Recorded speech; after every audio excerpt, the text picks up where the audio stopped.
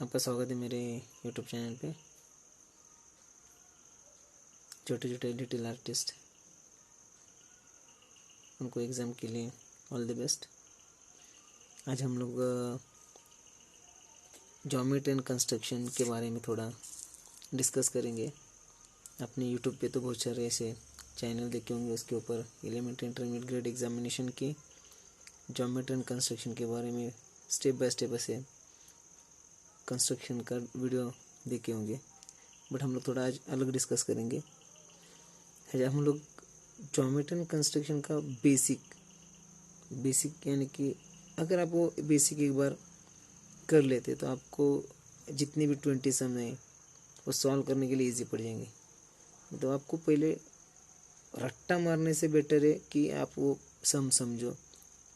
अगर आपने एक बार वो सम समझ लिया तो एक ही सम की मेथड एक दो सम में है। मतलब एक सम अगर सम आपने समझ लिया तो 2 या 3 सम आप इजी सॉल्व कर सकते हो। तो सब बेसिक आपको इसी सम तो स्टार्ट से हम लोग रैंडमली हम लोग थोड़ा सा डिस्कस करेंगे कि हम लोगों को सम सॉल्व करते समय हम लोगों को क्या इंस्ट्रक्शंस यूज़ करने। सबसे पहले जो कोई इसको कंपास बोलता है, कोई इसको राउंडर बोलेंगे, इसको डी बोलते हैं, प्रोटेक्टर, इरेजर और स्केल, ये सबको पता है। बट बहुत सारे बच्चे ऐसे हैं कि ज्योमेट्री एंड कंस्ट्रक्शन में जो हम लोग जब एज अ एग्जामिनर जब पेपर चेक कर दे तो हम लोग देखते कि स्टेप्स ज्योमेट्री एंड कंस्ट्रक्शन में स्टेप्स, आपके आर्क, आपका मेजरमेंट्स और आपके नेमिंग करना, ये बहुत इम्पोर्टेंट है। और ज्योमेट्री एंड कंस्ट्रक्शन में आप ये अगर भूल जाते तो आपको मार्क्स थोड़े कम हो जाते हैं। तो सबसे पहली बात आपको ध्यान में ऐसी छोटी छोटी चीज़ें रखनी कि वो कभी भूलना नहीं चाहिए। जो लास्ट फर्स्ट टू लास्ट तक आपको वो याद करके रखो, ताकि वो आप मार्क्स उसकी वजह से आपके टेक्निकली थोड़े बहुत मार्क्स होते हैं वो कम ना हो जाए। तो पहले हम लोग ये जो इक्विपमेंट है इसका यूज़ क्या है वो पहले देखेंगे। ये जो है इसका यूज़, आप सेंटेंस ध्यान से सुनो, इसका यूज़ हम लोगों को सिर्फ मेजरमेंट कॉपी करने के लिए और आर्क बनाने के लिए होता है। कॉपी, ये वर्ड को ध्यान में रखिए, वो फर्स्ट टू लास्ट सम तक आपको यूज़ होगा। कॉपी करना मतलब क्या होता है? मेजरमेंट कॉपी करना। मतलब अगर मैंने 2 सेंटीमीटर का मेजरमेंट लेना और एज इट इज़ मुझे 10 जगह पे, 5 जगह पे और बस बहुत सारी जगह पे एज इट इज़ वो मेजरमेंट कॉपी करना है, कंटिन्यू करना है, तो उसके लिए इसका यूज़ होता है। और डिवाइडेशंस और आर्क बनाने के लिए इसका ज़्यादा यूज़ होता है। तो 2-3 बहुत सारा आपकी ज्योमेट्री एंड कंस्ट्रक्शन इसके ऊपर ही डिपेंड है, ये इक्विपमेंट को। तो इसको ज़रा यूज़ करते समय जितना आप पेंसिल को शार्प रखेंगे उतने आपकी पॉइंटेड लाइन आएंगे। अगर आपका शार्पनेस कम होगा और 1 mm का भी डिफरेंस होगा तो लास्ट के जो कुछ सम्स ऐसे अपने 20 और 19 ऐसे जो सम है उसमें आपको ट्राइंगल के अंदर सर्कल करना या फिर स्क्वायर के अंदर सर्कल करना, तो आपका 1 mm का भी अगर पेंसिल में डिफरेंस होता है या फिर राउंडर में डिफरेंस होता है तो उसकी वजह से क्या होता है, 1 mm मतलब वो आगे जाके वो 2 mm तक डिफरेंस होता है। फिर एक सर्कल के ऊपर दूसरा सर्कल वो रैप होना या फिर सर्कल बाहर जाना, ऐसी बहुत सारी गलतियाँ हम लोग हो जाते हैं। तो स्टार्टिंग से आप ये थोड़ा सा उसके ऊपर थोड़ा सा ध्यान दीजिए कि मेरी पेंसिल शार्प हो, मेरा राउंडर अच्छा हो, ताकि वो आपको एक्यूरेट मेजरमेंट दे। इसके लिए पेंसिल का शार्प होना बहुत ज़रूरी है और स्टार्टिंग से आप शार्पनेस काम कीजिए। और ओवरलैप मार्किंग ना करे तो वो बेटर रहेगा, क्योंकि ओवरलैप आप जब एक बार आर्क बनाते हो या फिर कंस्ट्रक्शन करते हो तो ओवरलैप करने से वजह से क्या होता है, उसकी थिकनेस लाइन की बढ़ जाती है और वो डार्क हो जाती है। और थिकनेस बढ़ने की वजह से mm का तो डिफरेंस पड़ता ही है हर इसमें, तो वो थोड़ा सा केयर कीजिए। इसका यूज़ सिर्फ अगर आपके क्वेश्चन में ध्यान से सुनो, अगर आपके क्वेश्चन में नंबर में मतलब कि कोई भी एंगल, अगर सपोज ये 90 का एंगल अगर मैंने बोला है क्वेश्चन पेपर में डिग्री, ये डिग्री अगर उन्होंने कौन सी भी डिग्री हो अगर वो नंबर में दी है तो ही आपको इसका यूज़ करना है। ध्यान से सुनो, अगर क्वेश्चन पेपर में आपको ये यूज़ करना है, अगर कब यूज़ करना है, जब क्वेश्चन पेपर में डिग्री का अगर नंबर में डिग्री लिखी होगी तो ही आपको वो इसका यूज़ करना है, अदरवाइज इसका यूज़ नहीं है। और स्केल का यूज़ सिर्फ लाइन ड्रॉ करने के लिए और मेजरमेंट के लिए, बाकी इसका दो ही जगह पे यूज़ है, लाइन और मेजरमेंट। इसका यूज़ सिर्फ अगर आपको डिग्री दी है, किसी भी नंबर की डिग्री दी है तो नंबर्स में लिखा होगा तभी आपको इसका यूज़ करना है, और बाकी सब काम एक ही चीज़ें वो करती है, बाकी सब आपकी ज्योमेट्री तीनों के ऊपर ही डिपेंड है। और ये बेसिक इंफॉर्मेशन। फिर उसके बाद में हम लोग बात करेंगे वो है रैंडमली, हम लोग बेसिक पे बात करेंगे ताकि आपको बेसिक अगर समझ में आए, क्योंकि बेसिक क्यों इम्पोर्टेंट है, अगर आपका बेस परफेक्ट रहेगा ना तो आप कितने भी सम और कैसे भी सम आने तो आप उसको सॉल्व करोगे। समझना ये बात अलग है और रट्टा मारना एक अलग बात है। और जिस सम को आप समझ के ले लोगे तो आप नींद से भी उठ के भी वो सम सॉल्व करोगे। तो आसान तरीके में जितना समझ सकते हो उतना समझने की मैं कोशिश करूँगा, क्योंकि मैं 12-13 साल से टीचिंग फील्ड में हूँ, तो ये सम को कैसे इजीली समझाने की कोशिश करता हूँ, और ताकि वो बच्चों को याद रहे, कभी भी अगर उसको बोलूँगा तो याद रहे। तो पहले बेसिक समझो, अगर आप बेसिक समझोगे ना तो कभी ज़िंदगी में ये सम भूलोगे नहीं। तो हम लोग अभी देखते हैं बेसिक। पहले रैंडमली हम लोग देखेंगे कि ज्योमेट्री में जो हम लोग करने वाले वो क्या है, क्या चीज़ है, वो क्या होती है ज्योमेट्री कंस्ट्रक्शन। तो हम लोग पहले इसको हटा देते हैं, अभी ये हम लोगों को बाद में यूज़ करना है। अभी क्योंकि रैंडमली हम लोग बात करेंगे तो हम लोगों को इसकी ज़रूरत नहीं है। तो अभी पहले हम लोग बात करेंगे एग्ज़ाम पेपर में कैसे होता है। तो ये जो एग्ज़ाम पेपर है, एग्ज़ाम पेपर आपको फॉर एग्ज़ाम्पल थोड़ा बहुत ऐसा आएगा। तो यहाँ पे पूरा सेंटर और सब लिखा रहता है, फिर ये इन्फॉर्मेशन, फिर हम लोगों को कंपोजिशन कैसा करना होता है एग्ज़ाम में ज्योमेट्री कंस्ट्रक्शन का। ये जो पेपर होता है इसकी यहाँ पे 4 पार्ट्स करो इक्वली, 4 सम यहाँ पे सॉल्व करो, 5th सम आपको स्टैम्प के बाजू में सॉल्व करना है, और जो लेटरिंग का होता है वो सम आपको इस पैसेज में कर दो, ताकि आपके 5 सम ज्योमेट्री कंस्ट्रक्शन के सॉल्व हो जाएंगे और ये लेटरिंग का यहाँ पे हो जाएगा। तो आपके सम टोटल सॉल्व होता है। ऐसे कंपोज करके फिर आप काम करो, एक ही जगह पे सब सम सॉल्व मत करो, यहाँ पे 4 और पीछे 1 और एक लेटरिंग, ऐसे करके आपके सम कंपोज करो। अभी हम लोग बात करेंगे ज्योमेट्री क्या होता है। आसान भाषा में पहले समझ के ले लो ताकि वो आपके आगे के सम इजी पड़ जाए, क्योंकि एक सम के ऊपर दूसरा सम डिपेंड है और एक ही सम में 2-2 3-3 सम छुपे हुए हैं। तो हम लोगों को पहले एक सम अच्छे से समझ के लो। पहले हम लोग बात करेंगे कुछ ज्योमेट्रिकल शेप्स के बारे में। आप बोलेंगे सर ये तो हम लोगों को पता है, फिर भी थोड़ा बहुत डिस्कस करेंगे। ये लाइन, फिर ट्रायंगल, फिर स्क्वायर और फिर सर्कल, ये हम लोगों के ज्योमेट्रिकल शेप्स है। बट लाइन, तो ये जो लाइन है ऐसे अनेक लाइन मिला के एक ट्रायंगल हो सकता है, स्क्वायर हो सकता है, सर्कल हो सकता है, रेक्टेंगल भी हो सकता है। सबसे इम्पोर्टेंट है लाइन। तो ये जो लाइन है, तो लाइन के आपके पास 4 सम होंगे। तो पहले लाइन को समझ के ले लो। लाइन, फिर ट्रायंगल। ट्रायंगल मतलब क्या, ट्राई एंड एंगल। एंगल मतलब होता है ये जो डिग्री वाला होता है उसका एंगल बोलते हैं, लेकिन कितने हैं यहाँ पे 3 है तो इसको ट्रायंगल बोलेंगे। इसको स्क्वायर बोलेंगे, इसको सर्कल और रेक्टेंगल। अभी ये जो लाइन है,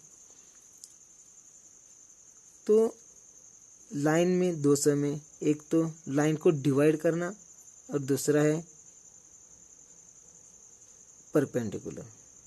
2 चीज़ें, लाइन में 2 सम है, अलग अलग है, 4 सम रहेंगे, उसमें से 2 परपेंडिकुलर की, 2 डिवाइडेशंस की।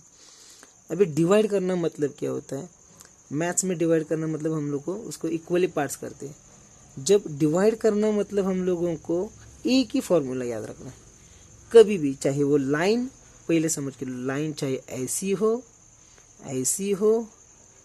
चाहे वो लाइन ऐसी हो, ये कर्व लाइन है। कर्व लाइन को अगर मैं स्ट्रेट करूंगा तो वो भी एक स्ट्रेट लाइन बन जाएगी, मतलब ये लाइन का ही एक पार्ट है। तो पहले समझ के ले लो बेसिक, लाइन चाहे ऐसी हो कैसी भी लाइन हो, ऐसी हो, वो क्या है, लाइन ही है। तो लाइन को जब मुझे इक्वली पार्ट्स में डिवाइड करना होता है, इक्वली पार्ट्स मतलब उसके समान भाग करना, चाहे वो 2 हो, 4 हो, 6 हो, 8 हो, समान भाग करना।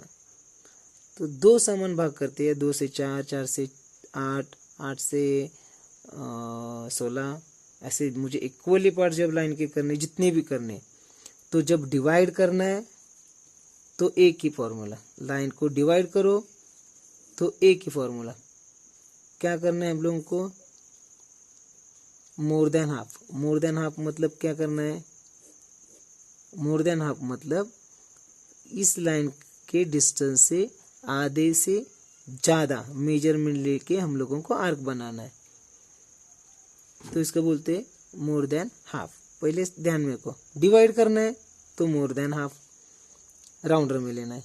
अभी ये लाइन का डिवाइडेशंस का हुआ, हम लोग बेसिक बता रहे, बेसिक के बारे में बात करें। फिर होता है लाइन का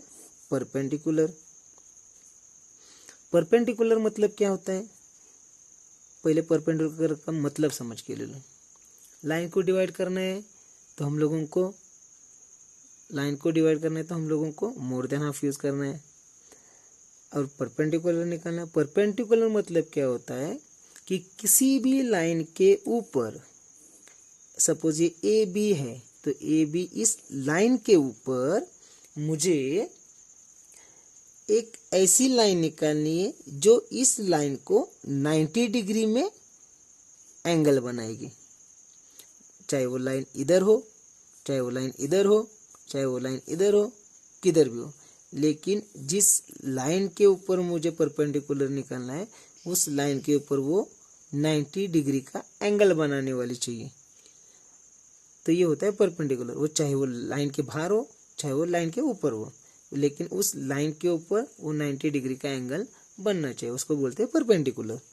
और डिवाइड करना मतलब इक्वली पार्ट्स में डिवाइड करना। तो ये यहाँ पे 4 सम हो जाते हैं आपके सवाल। तो ये बेसिक हो गया। फिर आता है एंगल मतलब क्या होता है, एंगल मतलब होता है डिग्री। यहाँ पे ये जो होता है वो 60 हो चाहे 40 हो, कितने भी साइड का हो, वो होता है एंगल। तो एंगल भी, किसी भी एंगल को डिवाइड करना हो तो क्या करते हैं हम लोग, सेम मेथड, यहाँ पे 2 आर्क बनाओ, फिर यहाँ पे रखो आर्क बनाओ, यहाँ पे रखो एक आर्क, हम लोग रेंडमली बात कर रहे हैं। तो आर्क को, एंगल को जब डिवाइड करना है तो इस मेथड का यूज करते हैं, चाहे वो एंगल कौन सा भी हो, सेम मेथड, सब जगह पे सेम मेथड। तो ये रेंडमली हम लोग बात करें। तो पहला एक फॉर्मूला ध्यान में रखो, हम लोग रिवीजन करते हैं। लाइन को अगर इक्वली पार्ट्स में डिवाइड करना है तो हम लोग को मोर देन हाफ याद ही रखो, वो फर्स्ट टू लास्ट सम तक हम लोगों को ध्यान में रखना है कि मोर देन हाफ। परपेंडिकुलर निकालना है, जब हम लोगों को परपेंडिकुलर निकालना मतलब, परपेंडिकुलर मतलब किसी भी लाइन के ऊपर हम लोगों को 90 डिग्री का एंगल बनाने वाली लाइन ड्रॉ करनी है, इसको परपेंडिकुलर कहते हैं। फिर एंगल को बनाना है तो ये मेथड का यूज करते हैं। ये बेसिक इंफॉर्मेशन है। अभी ये बेसिक इंफॉर्मेशन आपको ध्यान में रखनी है ताकि वो आगे जाके आप लोगों को काम में आ जाए। पहले लाइन को डिवाइड करना है तो मोर देन हाफ, परपेंडिकुलर डालना है तो परपेंडिकुलर की चीज़ पहले हम लोग समझ के लेते हैं, एंगल समझ में आए, अभी परपेंडिकुलर समझ के लेते हैं। परपेंडिकुलर मतलब क्या है, अभी परपेंडिकुलर आपको जहाँ पे निकलना है, चाहे लाइन ऐसी हो, कर्व लाइन हो, चाहे वो ऐसी हो, चाहे वो ऐसी हो, कैसी भी हो, लाइन से लेना देना नहीं हम लोगों को। जिस लाइन के ऊपर, सेंटेंस समझ के ले लो, जहाँ से सपोज ए बी, और ये यहाँ पे मैंने सी पॉइंट लिया है, ये मिड पॉइंट नहीं है तो सी पॉइंट है, तो ये जो सी है, तो मुझे जिसके ऊपर मुझे 90 डिग्री का एंगल बनाना है, जिस चीज़ के ऊपर मुझे 90 डिग्री का एंगल बनाना है और जिसमें से मुझे वो एंगल जाना चाहिए या फिर जिसमें से वो लाइन जानी चाहिए, वो है सी। तो क्या करना होता है, यहाँ पे जिसके बीच में से लाइन जानी चाहिए और जिसके ऊपर जानी चाहिए, तो मैं यहाँ पे राउंडर रखूँगा और जिसके ऊपर मुझे 90 डिग्री का एंगल बनाना है वहाँ पे मैं 2 आर्क बनाऊँगा। फिर क्या हुआ, ये मिल गई मुझे पी क्यू। अभी ये पी क्यू भी क्या है, एक लाइन ही है और ये सी क्या है, इसके ऊपर है। अभी ये पी क्यू जो मिला है, पी क्यू जो लाइन आर क्यू में जो मिली है, तो इसका हम लोग फिर से डिवाइड करने के लिए हम लोग क्या रूल यूज़ करते हैं, डिवाइड करने के लिए हम लोग यूज़ करते हैं मोर देन हाफ, याद ही रखना है। तो हम लोग इसका मोर देन हाफ करेंगे और इसको डिवाइड करेंगे तो ये सी में से जाएगा। सेम मेथड, अगर आपका सी पॉइंट, ध्यान में रखो ए बी, अगर आपका सी पॉइंट बाहर है, अभी ये लाइन पे था, तो सेम मेथड, जिसके बीच में से मुझे लाइन जानी चाहिए और जिसके ऊपर जानी चाहिए, ध्यान रखो, जिसके ऊपर से जिसके बीच में से जानी चाहिए वहाँ पे मैं राउंडर रखूँगा। फिर जिसके ऊपर मुझे 90 डिग्री का एंगल बनाना है वहाँ पे मैं आर्क बनाऊँगा। फिर ये मिला मुझे वापस पी क्यू, तो ये पी क्यू को मैं वापस डिवाइड करूँगा और डिवाइड के लिए करने के लिए हम लोग क्या यूज़ करते हैं, मोर देन हाफ। तो आधे से ज़्यादा डिस्टेंस लेना है, यहाँ पे आर्क बनाओ, यहाँ पे रखो, यहाँ पे एक आर्क बनाओ सेम, और इनको ज्वाइन करो तो अपने आप सी में से जाएगा। मतलब जिसके बीच में से लाइन जानी चाहिए उसके ऊपर राउंडर रखना है और जिसके ऊपर मुझे 90 डिग्री का एंगल बनाना है, यहाँ पे ए बी के ऊपर, उसके ऊपर मैं 2 आर्क बनाऊंगा। फिर इन आर्क जो बनाए है उसका मोर देन हाफ करूँगा। मोर देन हाफ करने के लिए हम लोग आधे से ज़्यादा, मतलब हाफ निकालने के लिए आधे से ज़्यादा डिस्टेंस लेके 2 आर्क बनाते हैं, फिर उनको हम लोगों को ऐसे ज्वाइन करना है। अभी हम लोग जो डिस्कशन किया वो था, रैंडमली हम लोगों ने बात की कि बेसिक, अगर ये बेसिक ध्यान में ही रखो, लास्ट तक आपको काम में आने वाले। अगर ये भूल गए तो लास्ट में आपको हर एक सम, बाकी जो यूट्यूब पे वीडियो देखते हो उसकी तरह स्टेप बाय स्टेप ऐसा करो, फर्स्ट स्टेप, सेकंड स्टेप ऐसा करो, थर्ड स्टेप ऐसा करो, इसके हिसाब से आपको जाना पड़ेगा। और आपने एक स्टेप भी भूल गए तो आपका पूरा डायग्राम या फिर आपका कंस्ट्रक्शन पूरा गलत हो जाएगा। तो पहले बेसिक को समझो। ज़िंदगी में जब तक आप बेसिक नहीं समझोगे तो आगे ग्रो नहीं करोगे। और जिसका बेसिक परफेक्ट रहेगा तो आप उसके ऊपर कितना भी कंस्ट्रक्शन करो, आपकी बिल्डिंग खड़ी खड़ी रहेगी।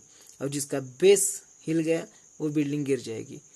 तो आपको ध्यान में रखना है, आपको पहले बेसिक समझ के ले लो। अगर जब आप बेसिक समझोगे तो आप भी आगे जाके कितना भी बड़ा आपका कंस्ट्रक्शन रहने दो, आपको वो याद ही रहेगा। तो पहले डिवाइड करने, लाइन को इक्वली डिवाइड करने के लिए मोर देन हाफ, परपेंडिकुलर के लिए आर्क बनानी है हम लोगों को, यहाँ पे एंगल डिवाइड करने के लिए एंगल बना,